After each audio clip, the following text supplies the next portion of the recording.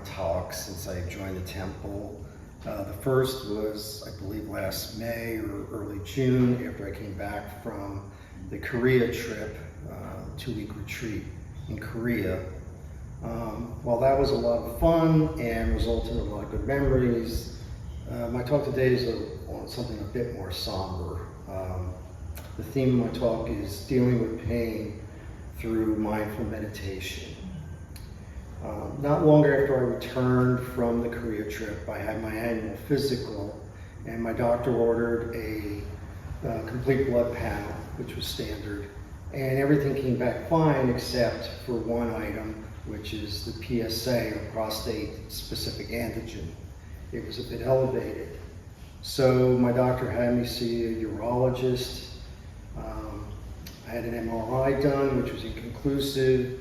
Subsequently had a biopsy done, and right before the holidays I received diagnosis of prostate cancer. Fortunately, it was caught very early on. Without going into a lot of details, it took until early spring for me to decide whether to have radiation or surgery done. And ultimately I had the surgery on May 1st. Overall, the surgery went well, except that the surgeon indicated there was some minor complication in, as he put it, reconnecting the plumbing. Part of the surgery also involved having a catheter put in, which is also standard. Normally you would only have it in for about a week, but because of the complications, I ended up having to have it in for almost the entire month of May. And beyond that, in the middle of May, the catheter became blocked, which resulted in I having to go to Abington's ER at 3 in the morning and was there for about 9 hours. Despite the efforts of the physician and the urology residents, they weren't able to clear it, so they had to take the existing one out and put a new one in. Now, when you have the surgery, you're completely under, you don't feel anything. But in the ER, they don't put you completely under. So to say it was the most excruciatingly painful experience in my life would be an understatement. But in the end, I was able to get it completely removed at the end of May, and my recovery has gone well so far. More recently, I had to go to my family doctor because I was having swelling in my left foot. And they did another complete blood panel. They did an x-ray, they did ultrasound. They ruled out gout, they ruled out anything being broken, and the ultrasound ruled out any kind of blood clot. So right now, I'm going to see a podiatrist to have that treated. So you may ask, well, what do both of these issues have to do with meditation? Well, pain is a physical experience or a sensory condition that we detect through one or more of our senses. We are generally conditioned to want to avoid a pain. However, it can also be a warning that something is wrong and needs attention. How our minds perceive and react to the experience determines whether we suffer, and if so, to what extent or level. This in turn can lead us to a fear of pain, which can diminish our ability to live our lives normally. The fear of pain can in some instances shape how we see ourselves.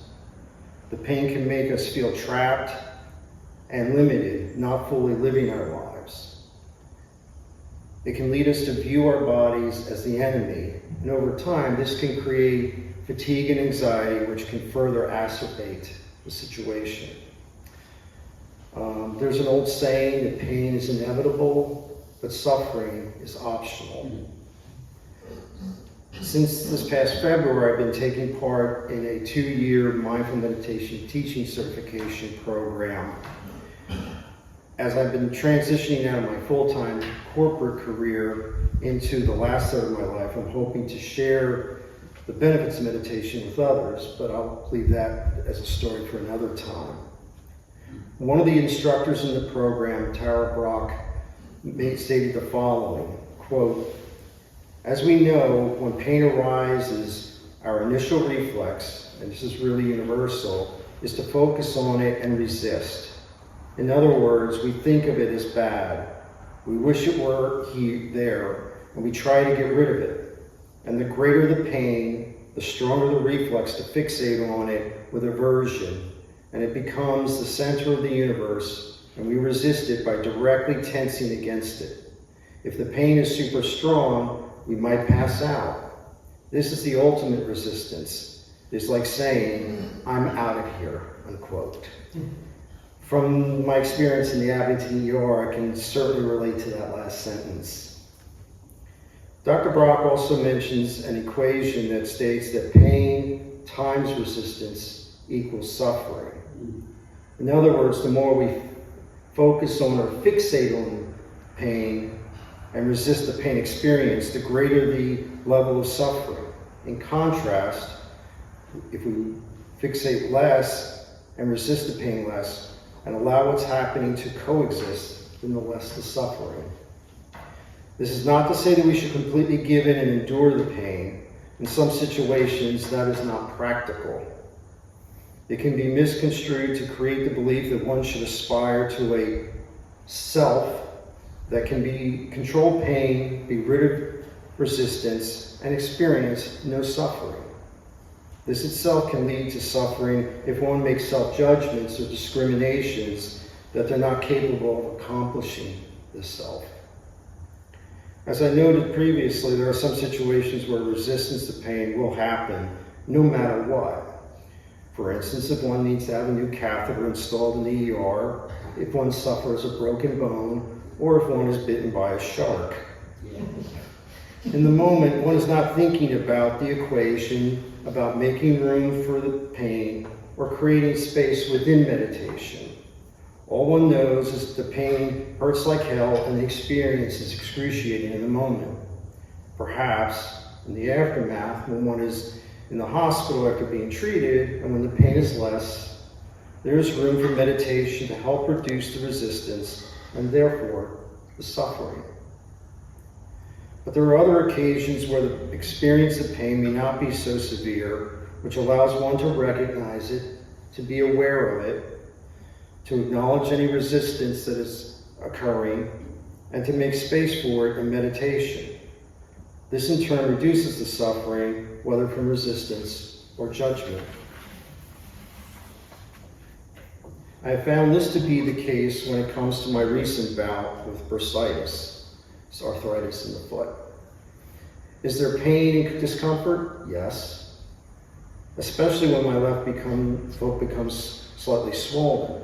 But the pain is not overwhelming in the moment. I've been able to meditate despite the pain. I can make space for the pain. It may require changing the placement of my foot or where I'm meditating. There are even a few occasions where I may pause the meditation for a moment, apply ice to the foot, obviously the ice being wrapped in a towel, and then resume the meditation a bit later. I make adjustments that minimize the resistance and suffering, also avoid being judgmental about my meditation. The challenge of dealing with pain through meditation is approaching it with the idea that we should be soft and allow the pain regardless in a balanced manner. That no resistance should exist and as a result no suffering. But that is not reality, as we often experience resistance to some degree. As a result, we judge ourselves for having pain as if it's something wrong with us because we can't find balance in the moment. In the program that I'm going through, there's a module that deals with mindfulness and pain. For me, it came along just at the right time as I was recovering from my cancer surgery. In the module, Tara Brach talks about two key elements in countering pain. First, awareness, which I've already talked about. Also, compassion, or releasing judgments that arise. This is not as easy as it sounds. In the moment of pain, suggesting that one is engaged in meditation and calm their mind may not go over so well. But once the immediate pain passes, it can be a way of adjusting to how we relate to any residual pain or discomfort, creating space to be aware of the pain, scaling back the resistance, and relate to it and ourselves with compassion rather than with judgment. Awareness is important because sometimes resistance and suffering are due to things below the line of awareness. For instance, in both of my health issues, there's been obviously physical pain I've experienced which has led to suffering. However, there's also the mental judging that can come with it. Given my health issues, I've not been able to exercise as much as I normally do. So as a result, I find myself feeling out of shape, which has impacted how I feel about myself. I must remind myself sometimes that I just had a bout with cancer and need to view things in the proper perspective. We also need to practice self-compassion with ourselves instead of feeling like there's something wrong with us. It allows us to experience the deeper listening to our body that complements our awareness. Opening to the presence of pain or discomfort, you open to the expression of your true nature. So how can we work with pain rather than resist it? First, approach it with the attitude of presence. Instead of viewing the pain as an enemy to be avoided, obsessed, or judged, allow it to be present.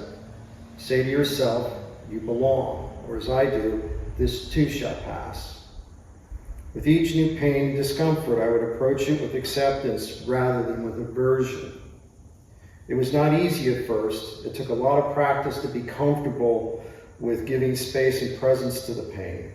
It was easier with the current bursitis than with the previous prostate cancer. By giving it acceptance and presence, I was reducing the resistance and subsequently the suffering. I was less attached to the feeling that something was wrong with me for feeling the pain. In our society, we tend to promote the notion of sucking it up or toughing it out.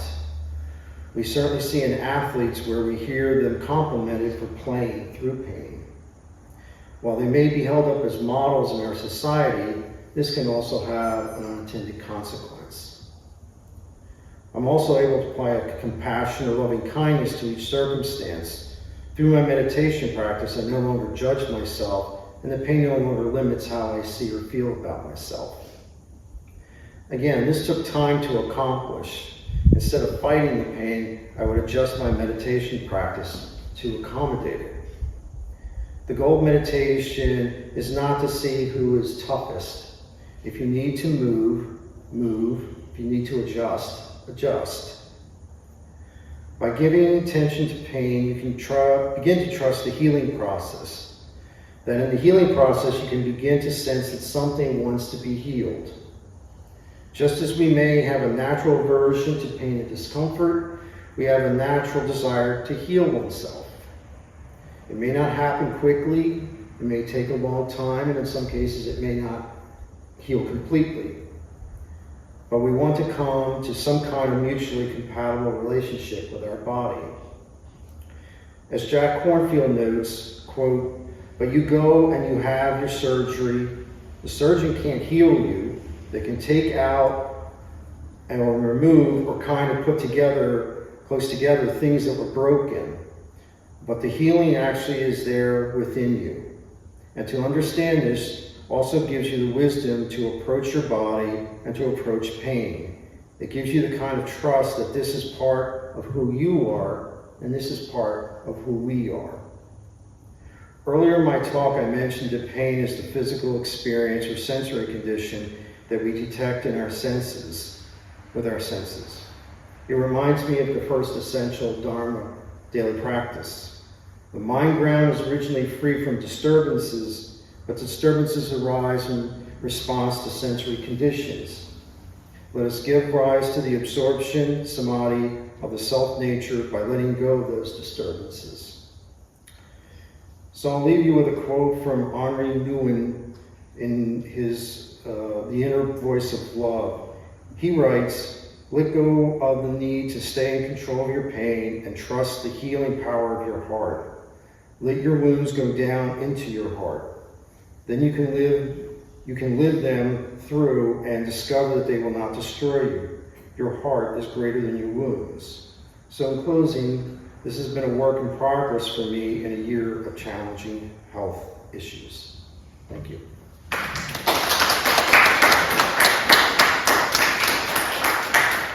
Thank you, Ray. Yeah, thank you, Ray. Does anyone have any comments or questions that they would like to present?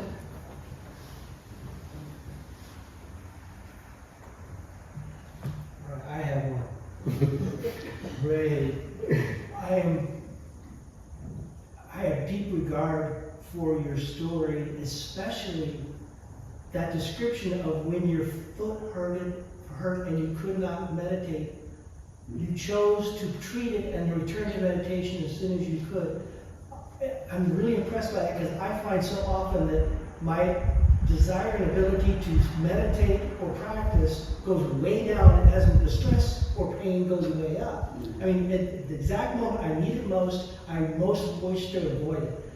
How do you, in the midst of that pain and discomfort, rely on the meditation exactly as you should? Well, I mean, you know, again, I go back to the thing that meditation is not trying to prove how tough you are.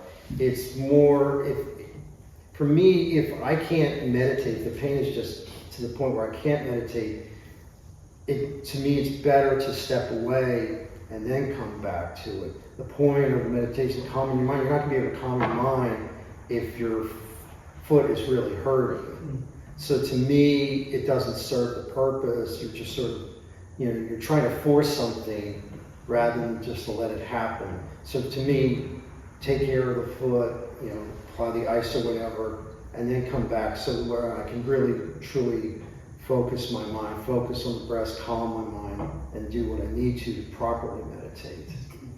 Okay, so you're pointing out that I have this attachment to an idea that I have to meditate in response to some pressure. And maybe I don't absolutely have to. Maybe I need to settle first and wait until it's better. That's the way I approach it. Okay. I mean, some people may differ. They may believe that you just, you know, as they say, tough it through. But that's, to me, if I'm meditating, I want to be able to focus on the meditation. Okay. Thank you. Just, do you feel as though most of your relief has come from sort of the compassion that you've developed for yourself, or the actual act of meditating?